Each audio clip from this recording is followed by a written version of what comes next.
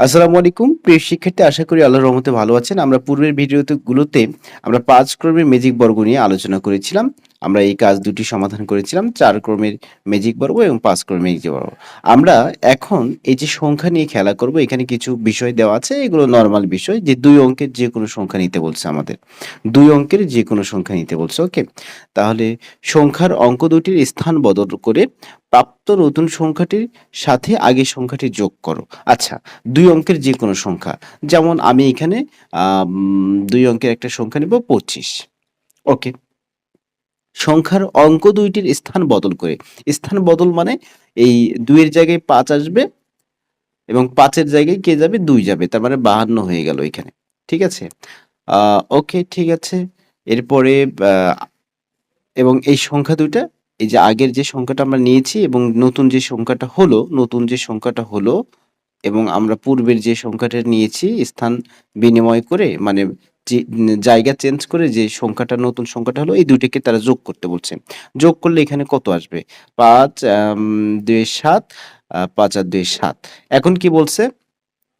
অ্যাম যোগফলকে ১১ দ্বারা ভাগ করো। এই যে যোগফল যে বের হলো, এটাকে ১১ দ্বারা ভাগ করতে হবে। তাহলে ১১ দিয়ে যদি ভাগ করি, ৭ ১১ হচ্ছে ৭৭, ভাগশেষ ০ হবে। সেই কথাই বলছে।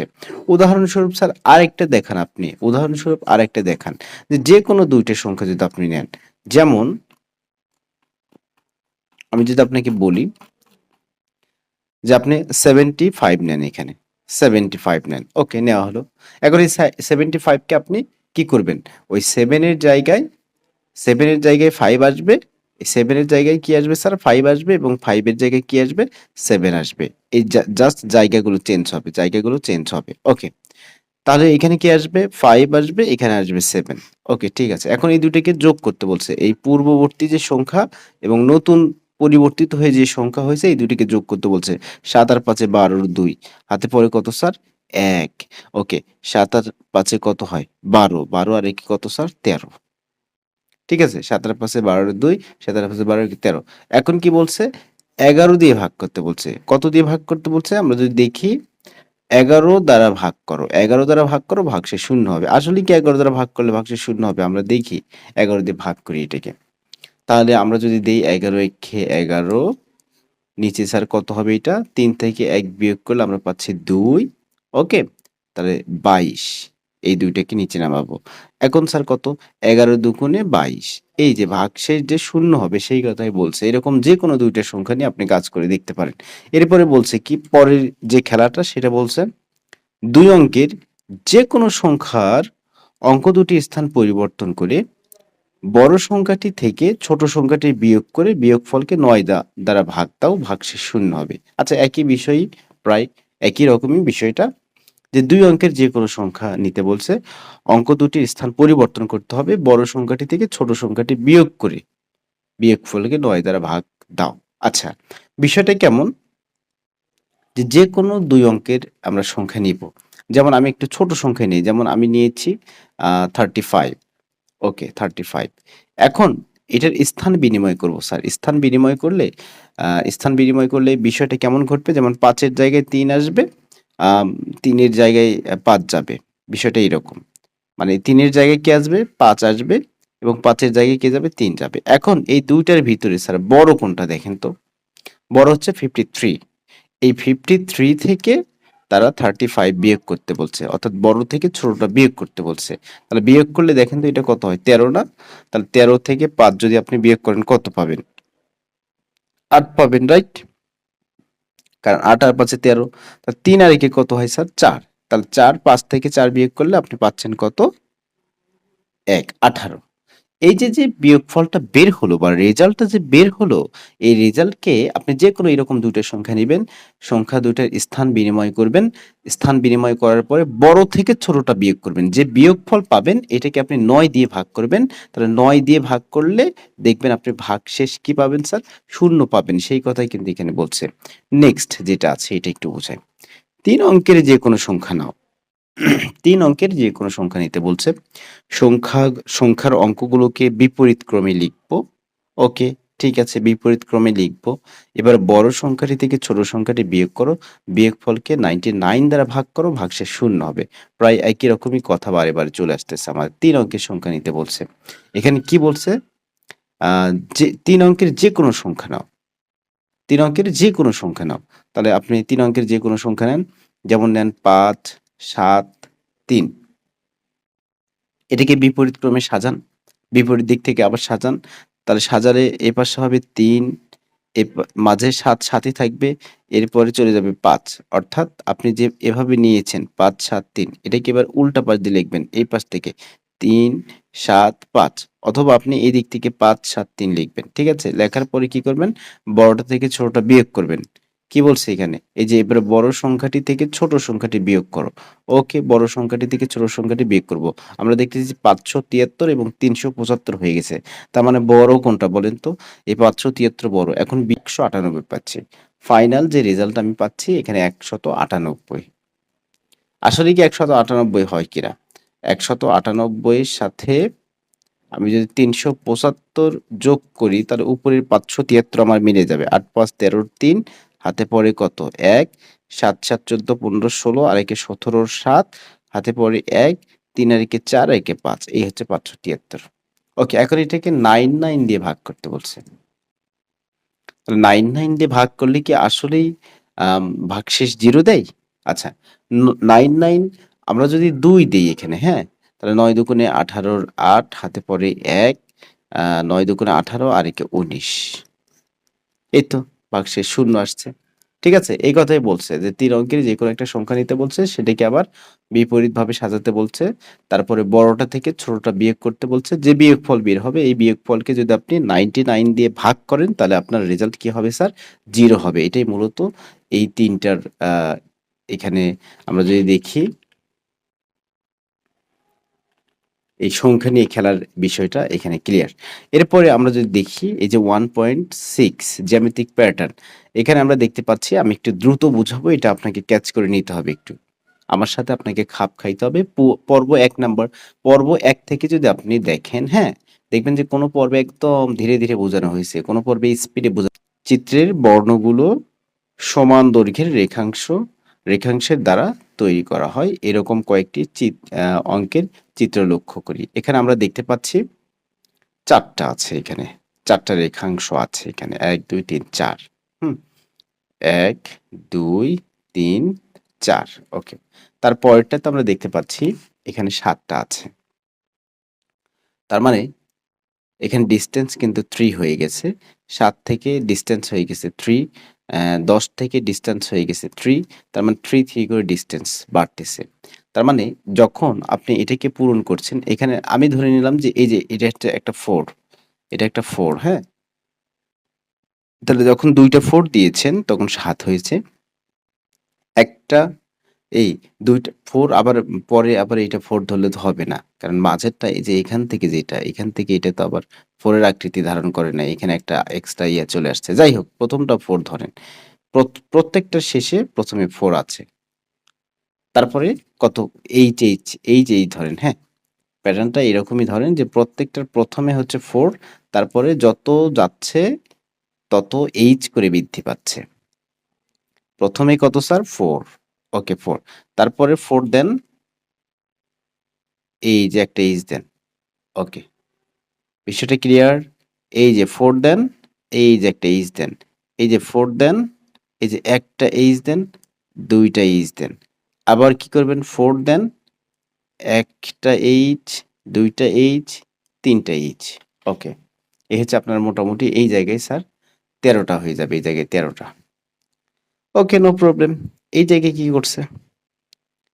প্রথমত এখানে কত দিয়ে শুরু হয়েছে? 6 দিয়ে শুরু হয়েছে। 6, ৬ টা রেখাংশ দিয়ে এটা একটা প্যাটার্ন তারা তৈরি করছে।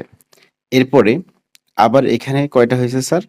এখানে কয়টা হয়েছে দেখেন তো? ৮ টা, হ্যাঁ?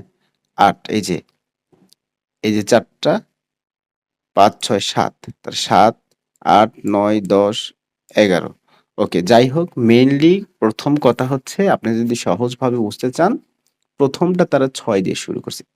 এই জায়গায় একটা বিষয় যে শেষে, এই যে শেষে এই জায়গায় কিন্তু ৬ আছে। এই যে দেখেন এই জায়গায় কিন্তু ৬ আছে।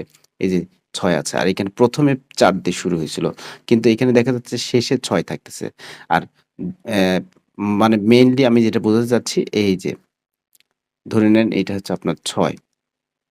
তারপরে আপনি এই যে ৮ দিবেন, হ্যাঁ? ৮ দিবেন।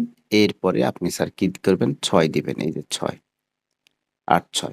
আবার আপনি কি করবেন? ৮ দিবেন, হ্যাঁ? ৮ দিবেন। তারপরে আবার ৮ দিবেন। এই যে এখন আবার ৬ দিবেন। এই যে ৬। যাই হোক আপনার খাতা এটা হচ্ছে ২১। ২১ এর ক্ষেত্রে ১, ২ এরকম ৩ টা ৮ এর মতো দেখা যাবে। অর্থাৎ এখানে যদিও বা ৭ টা রেখাংশ দিয়ে তৈরি কিন্তু আমরা তো দেখতেছি ৮ এর মতোই তো এইটা। এখানে ১, ২, ৩, ৪, ৫, ৬, ৭, ৭ টা রেখাংশ। একটা রেখাংশ এখানে ৮ কিন্তু নরমালি আপনার এখানে যদি আপনি নরমালি ৮ কে দেখতে চান এখানে ৭ টা রেখাংশই আছে ভিতরে। একটা রেখাংশ ২ জায়গায় কাজ করছে। এই যে বিষয়টা এরকম, তাই না? ওকে। এই যে এইটা। এই রেখাংশটা এই পাশেও কাজ করতেছে, এই পাশেও কাজ করতেছে। এই যে ৪ টা আর পরে নিচে ৩ টা, ৭ টা। যাই হোক ১ টা ৮, ২ টা ৮, এই যে ৬। তার মানে অনুরূপভাবে এখানে ২১ এর বেলায় কয়টা ৮ দিবেন? ১ টা ৮, ২ টা ৮, ৩ টা ৮ দিয়ে একটা ৬ দিবেন। অর্থাৎ আমি যদি দেখাই আপনাকে এটা বিষয়টা, এই যে ১ টা, তারপরে কয়টা? ২ টা, তারপরে কয়টা? ৩ টা, এরপরে আপনি ৬ দিবেন। এই যে ৬। এখন হয়ে গেল ২১ টা। আপনাকে এগুলো বুঝতে হবে। তারপরে এগুলোর বীজগাণিতিক যে বিষয়টা এগুলো আমরা আলোচনা করব এখন। নিচেরটা একটু দেখেন তো খেয়াল করেন তো নিচেরটা কি বলছে? প্রথমত ৭ টা আছে, তারপরে কয়টা? ৫ বাড়ছে ১২ টা, তারপরে ৫ বাড়ছে ১৭ টা। তার মানে এটা আরো সহজ। তারপরেরটা যেমন একটা দেখবেন মনে করেন একটা, এরপরে এখানে ২ টা জোড়া লাগাইছে, এখানে ৩ টা, এখানে তাহলে ৪ টা হয়ে যাবে। ২, ৩, ৪। এই যে এখানে আছে আপনার টোটাল ২২ টা। আচ্ছা, এখন কথা হলো কি স্যার এগুলোর বীজগাণিতিক যে ফর্মটা আছে, বীজগাণিতিক সূত্রটা আছে এগুলো দিয়ে আমরা এভাবে লিখতে পারবো। অসংখ্য লিখতে পারবো। যেমন এইটার যে প্যাটার্নটা তারা বানাইছে সেটা হচ্ছে 5 ক প্লাস 2। ক এর মান হচ্ছে আপনি 1, 2, 3, 4 এগুলো দিতে পারবেন। 5 ক প্লাস হচ্ছে 2। তাহলে ক এর মান যদি আপনি 1 দেন তাহলে ৫ একে ৫ আর ২ এ ৭। দেখেন ১ম এ ৭ আছে। তারপরে ক এর মান যদি আপনি 2 দেন, হ্যাঁ? তাহলে 5 ইনটু 2 প্লাস হচ্ছে 2 তাহলে ৫ দুগুণে ১০, ১১, ১২। তার মানে বুঝতেছেন যে ক এর মান যত আপনি এক করে বাড়াচ্ছেন, এই যে ১ম এ ৭ তারপরে ১২ হয়ে যাচ্ছে। তারপরে যখন আপনি ৩ দিবেন ক এর মান তখন হয়ে যাবে ১৭। অনুরূপভাবে এই প্যাটার্নটা যেটা, এই প্যাটার্নটা 5 ক প্লাস 1 প্রথমে হচ্ছে ৬, তারপরে ১১ আপনি যখন ২ দিবেন এখানে ৫ দুগুণে ১০ আর একে ১১। আপনি যখন ৩ দিবেন ৩ ৫ এ ১৫ আর একে ১৬। আপনি ৪ দিবেন ৪ ৫ এ ২০ আর একে ২১, হ্যাঁ? এগুলোই কিন্তু বুঝাচ্ছে। এরপরে এইটা, এটা যেটা হচ্ছে এটা ৩ ক প্লাস 1, 3 ক প্লাস 1। এখন এইভাবে যদি আপনাকে বলা হয় যে 100 এ গিয়ে বা ২১ তম এতে গিয়ে কত হবে? আমরা এইগুলো দেখব এই যে এখানে দেখব। এই যে এই ছকের ভিতরে আমরা A to Z ক্লিয়ার হয়ে যাব দেখেন। ওকে। ১ম ক্ষেত্রে চিত্র হবে ৩ টা রেখাংশ থাকবে ওখানে। 2 ক প্লাস 1, 2 ক প্লাস 1 যদি তারপরে ২য় ক্ষেত্রে যে রেখাংশ থাকবে ৫ টা, ৫ টা দিয়ে আবদ্ধ হবে। ৩য় ক্ষেত্রে ৭ টা যদি 2 ক প্লাস 1 হয়, আপনার বীজগাণিতিক রাশিটা যদি 2 ক প্লাস 1 হয়, 2 ক প্লাস 1 যদি হয়, হ্যাঁ? এখানে কিন্তু 2 ক প্লাস 1 এর কোনো দেই নাই। আচ্ছা ঠিক আছে যাই হোক। ৪র্থ ক্ষেত্রে হবে আ ৪ বসাবেন। তাহলে 2 ইনটু 4 প্লাস 1 তাহলে ৪ দুগুণে কত? ৮ প্লাস ১ মানে ৯। এই যে ৯। ৫ বসালে ১১ টা হবে। ঠিক আছে? ১০ বসালে ২১ টা হবে। ১০০ তমতে হবে ২০১। ১০০ তমতে হবে মানে 2 ইনটু 100 যোগ হচ্ছে ১। 2 ক প্লাস 1, 2 ক প্লাস 1 তাহলে সেই ক্ষেত্রে আপনি কর জায়গায় যদি ১০০ দেন তাহলে সেই ক্ষেত্রে ২০০ যোগ ১ তার মানে ২০১। এরপরে 3 ক প্লাস 1 যদি একটা বীজগাণিতিক রাশি হয় সেই ক্ষেত্রে প্রথম যখন আপনি চিত্র আঁকাবেন তখন ৪ হবে। এটা আমাদের দেওয়া আছে এখানে এই যে এই যে 4, তারপরে হবে 7, তারপরে হবে 10, তারপরে হবে 13, এভাবে বলছে। এই যে প্রথম ক্ষেত্রে 4, দ্বিতীয় ক্ষেত্রে 7, তৃতীয় ক্ষেত্রে 10, চতুর্থ ক্ষেত্রে 13, পঞ্চম ক্ষেত্রে 16, দশম ক্ষেত্রে 31, 100তম ক্ষেত্রে 301। অনুরূপভাবে যদি বীজগাণিতিক রাশির ফরম্যাটটা যদি এরকম হয় ক স্কয়ার মাইনাস 1, তাহলে ক স্কয়ার মাইনাস 1, তার মানে আপনি যদি 1 স্কয়ার মাইনাস 1, সেই ক্ষেত্রে 0 হচ্ছে।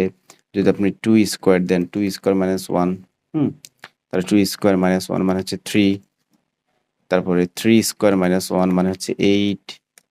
এই যে দেখেন 15, 24, এইভাবে আপনি যত তমতে যাবেন তততম আপনার ততটা কি লাগবে, রেখাংশ লাগবে ওই জায়গাটা বা ওই চিত্রটা ফিল আপ করতে।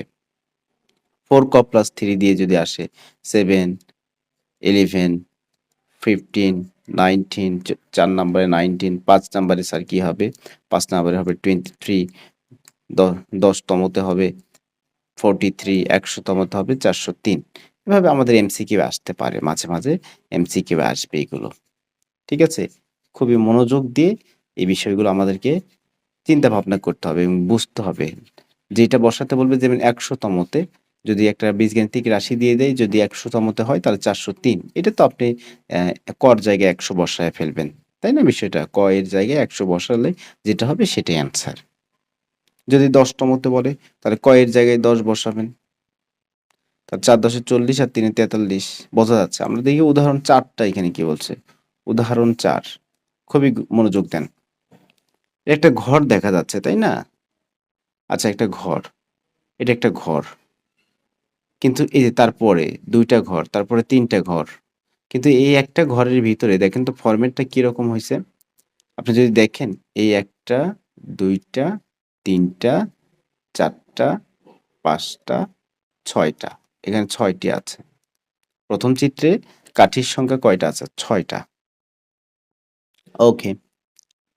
তারপরে দ্বিতীয় চিত্রে এরকম কয়টা থাকবে? তৃতীয় চিত্রে এরকম কয়টা থাকবে? প্রথম চিত্রেই যদি ৬টা থাকে, আমরা দেখব প্রশ্নগুলো দেখব একটু। প্যাটার্নের চতুর্থ চিত্রটি তৈরি করে রেখাংশের সংখ্যা নির্ণয় করো। আচ্ছা, একটা বিষয় বলেন, ১ম এ দেখবেন একটা ঘর আছে। তারপরে যখন ২ নাম্বার চিত্র তৈরি করছে তখন ২টা ঘর, ৩ নাম্বার চিত্র যখন তৈরি করছে তখন ৩টা ঘর, ৪ নাম্বার চিত্র যখন তৈরি করবে ৪ নাম্বার চিত্র যখন তৈরি করবে তখন ৪টা ঘর থাকবে। নরমাল বোঝা যাচ্ছে। তখন কয়টা ঘর থাকবে স্যার? ৪টা ঘর থাকবে। ১টা, এরপরে হচ্ছে ২টা, এরপরে হচ্ছে ৩টা, এরপরে হচ্ছে ৪টা। যাই হোক, কোনমত হইছে চিত্রগুলো, হ্যাঁ? যাই হোক, ৪টা ঘর হবে এটা তো আপনি বুঝছেন। এই যে এখানে উত্তর দেওয়াই আছে। প্যাটার্নটিতে সমান দৈর্ঘ্যের কাঠির সংখ্যা হচ্ছে ২১। আচ্ছা, এখানে কি বলছে? প্যাটার্নটি কোন বীজগণিতীয় রাশিকে সমর্থন করে তা যুক্তি সহ উপস্থাপন করো। মানে এই যে এই ফরম্যাট গুলো আপনাকে এখন বের করতে বলছে। যদি বলেন কোন ফরম্যাট, কোন বীজগণিতীয় রাশিকে সমর্থন করে, এই যে এই ধরনের ফরম্যাট গুলো আপনাকে বের করতে বলছে যে কোন ফরম্যাটে পড়ছে। প্রথমে কয়টা? প্রথমে হয়েছে আপনার ৬টা। তারপর আমরা যখন ৪ নাম্বার দেখলাম যে ২১টা কাঠি। ২ নম্বরে কয়টা কাঠি একটু যদি আমরা দেখি। ২ নম্বরে কয়টা কাঠি আমরা কি হিসাব করতে পারবো? এই ১ম এ কয়টা কাঠি ছিল? ৬টা। আচ্ছা, এই পর্যন্ত হচ্ছে ৬টা, এ পর্যন্ত হচ্ছে ৬টা এইদিকে। ৬, ৭, ৮, ৯, ১০, ১১। তার মানে ৬, ১১। তারপরে কত হইছে? ২১। সরি, ২১ তো পরে ৪ নাম্বারে আমরা বের করছি। যাই হোক, ১ম এ ৬, তারপরে ১১। এখন এখানে লেখা আছে যে প্রথম চিত্রে কাঠির সংখ্যা হচ্ছে ৬, তার মানে ৫ যোগ ১ আপনি ৬ লিখতে পারবেন। দ্বিতীয় চিত্রে কাঠির সংখ্যা হচ্ছে ১১টা, তার মানে ৫ দুগুণে ১০ যোগ ১, ১১ লিখতে পারবেন। তৃতীয় চিত্রে কাঠির সংখ্যা হচ্ছে ১৬টা হবে সেই ক্ষেত্রে, তার মানে আপনি ৫ ইন্টু ৩, সরি ৫ ইন্টু ৩ প্লাস ১, তার মানে ১৫ আর একে হচ্ছে ১৬। চতুর্থ চিত্রে কাঠির সংখ্যা হচ্ছে ২১, তার মানে ৫ ইন্টু ৪ প্লাস হচ্ছে ১, তার মানে ৪ ৫ ২০ যোগ ১ মানে হচ্ছে ২১। এভাবে আপনি দিতে পারবেন। তাহলে এভাবে কতম চিত্রে কাঠির সংখ্যা ৫ ইন্টু ক প্লাস 1, তার মানে 5 ক প্লাস 1। এই যে প্যাটার্নগুলো 5 ক প্লাস 1 বীজগাণিতিক রাশি দ্বারা প্রকাশ করা যায়। বুঝেছেন বিষয়টা? এরপরে থার্ড কোশ্চেনটা যেটা বলছে, প্যাটার্নটির প্রথম 50টি চিত্র তৈরি করতে মোট কতটি রেখাংশের দরকার হবে তা নির্ণয় করো। খুবই সহজ না? এখন 50টি চিত্র তৈরি করবেন, তাহলে কি করবেন? প্রথম চিত্রতে আচ্ছা, আপনি তো বীজগাণিতিক রাশিটা পেয়ে গেছেন 5 ক প্লাস 1, 5 ক প্লাস 1, তার মানে এখন প্রথম 50টি, তাহলে 5 ইন্টু 50 প্লাস 1, তাহলে 5 5 25, 250 প্লাস 1, তাহলে 251টা লাগবে। দেখি আমরা এখানে কি বলছে, 251টি লাগবে। 50তম প্যাটার্নে প্রয়োজনীয় কাঠির সংখ্যা হচ্ছে, এই যে আমরা জানি প্যাটার্নটির বীজগাণিতিক রাশি হচ্ছে 5 ক প্লাস 1, তাহলে 50তম প্যাটার্নে প্রয়োজনীয় কাঠির সংখ্যা হচ্ছে এইটা। ওকে, মানে 5 ইন্টু 50 প্লাস 1, তার মানে 5 25 কত, 250 প্লাস 1, 251। এখন প্যাটার্নগুলো কাঠির সংখ্যাগুলোর সমষ্টি। আচ্ছা, এটা কিভাবে বের করবেন? এটা ওই যে আমরা যে শিখছি না n সংখ্যক স্বাভাবিক সংখ্যার সমষ্টি, সেই n সংখ্যক স্বাভাবিক সংখ্যার সমষ্টি দিয়ে করতে হবে। কিন্তু অনেকেই বলবে যে স্যার ঠিক আছে 6 হচ্ছে প্রথম পদ, এটা দেখেই বুঝেছি, 251 হচ্ছে শেষ পদ, এটাও ঠিক আছে, কিন্তু পদ সংখ্যা স্যার কিভাবে হিসাব করব? এখানে 1 2 3 4 এভাবে কিভাবে, এখানে 50টি পদ আছে, আমি কিভাবে হিসাব করব? এটা তো এভাবে হিসাব করা সম্ভব নয়। স্যার পদ সংখ্যা বের করার একটা সূত্র আছে, ঠিক আছে? পদ সংখ্যা বের করার সূত্র আছে, আপনি এভাবে করতে পারেন যে শেষ পদ মাইনাস প্রথম পদ ডিভাইডেড ওই যে ব্যবধান, 6 থেকে 11-তে গেছে, 11 থেকে 16-তে গেছে, 16 থেকে 21 গেছে, কত ব্যবধানে যাচ্ছে সেই ব্যবধানটা নিচে দিতে হবে, ব্যবধানটা নিচে দিতে হবে বা অন্তরটা যোগ 1 করতে হবে। এটাই হচ্ছে আপনার পদ সংখ্যা বের করার সূত্র। এটাই সহজ, হ্যাঁ? অথবা আপনি চাইলে সমান্তর ধারার একটা সূত্র আছে, যে n তম পদের একটা সূত্র আছে, যে n তম পদ লেখাটা একটু এলোমেলো হয়ে গেল। n তম পদ এটা মনে রাখবেন। n তম পদ হচ্ছে a plus n minus 1 into D. এই n তম পদটা আপনার এখানে দেওয়া আছে 251। আপনি এইভাবে বের করতে পারেন, 251 সমান এই nটা আপনাকে বের করতে হবে। পদ সংখ্যা কয়টা আছে এটা বের করতে হবে। এ কত? এ তার জায়গায় 6, অর্থাৎ প্রথম পদ হচ্ছে 6। প্রথম পদ হচ্ছে 6 প্লাস এই n যেহেতু আপনি বের করবেন, আর ব্যবধান কিন্তু আপনি 5 পাচ্ছেন এখানে। ওকে, তার মানে 251 সমান 6 প্লাস 5-এর সাথে n গুণ করেন 5n, 5-এর সাথে 1 গুণ করেন, তার মানে 5 একে 5। এখন যদি দেখেন যে 251 সমান 6 থেকে 5 বিয়োগ করেন, তার মানে 1 পাবেন এখানে। এখানে হচ্ছে 5n, এই 1 যোগ আছে, এপাশে বিয়োগ করেন।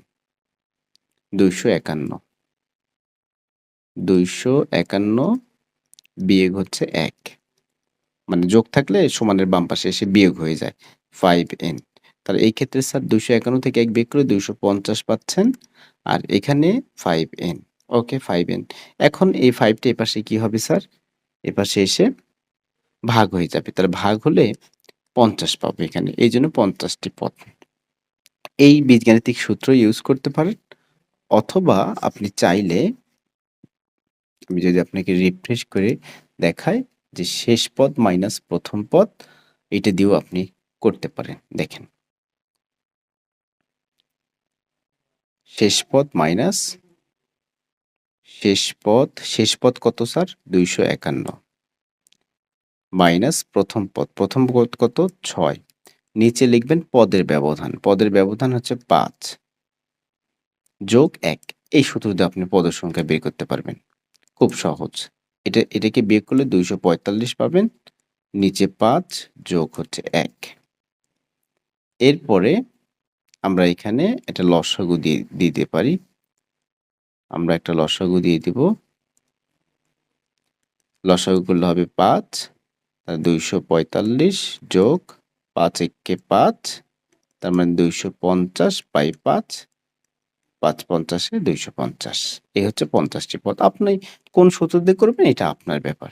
ঠিক আছে? এভাবে পদ সংখ্যা বিভিন্ন সাইড, আপনি একটা সাইড নোট দিয়ে দিবেন। এখানে কোনো সাইড নোট দেওয়া নাই। পদ সংখ্যা বের করার কোনো সূত্র বা সাইড নোট দেওয়া নাই। আপনি এটা একটু দিয়ে নিবেন। কিভাবে আপনি পদ সংখ্যা বের করছেন এটা টিচারকে দেখাবেন। ওকে, এখন সমষ্টির সূত্র কি ছিল? সমষ্টির সূত্র ছিল এই যে সমষ্টির সূত্রটা এখানে দেওয়া আছে।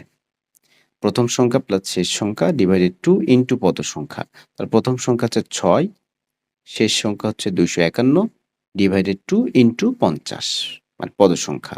তাহলে এটাকে যদি আমরা যোগ করে 2 দিয়ে ভাগ করি, হ্যাঁ? বা এটাকে এভাবে করেছে তারা 6 প্লাস 251 ডিভাইডেড কত স্যার? 2 ইনটু 50। আপনি এটাকে কাটতে পারেন 25।